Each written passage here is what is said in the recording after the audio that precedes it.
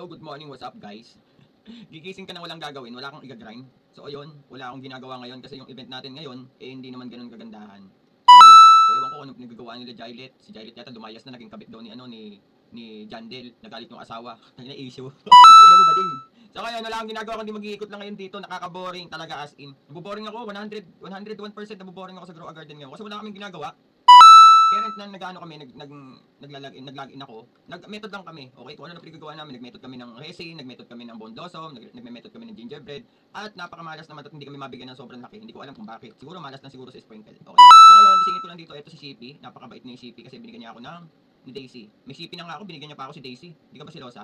Ayun lang, kuya, paikot-ikot lang kami dito, sobrang boring. Hindi ko alam kung ano gagawin ko. So ngayon, baka mag-Dota na lang muna ako.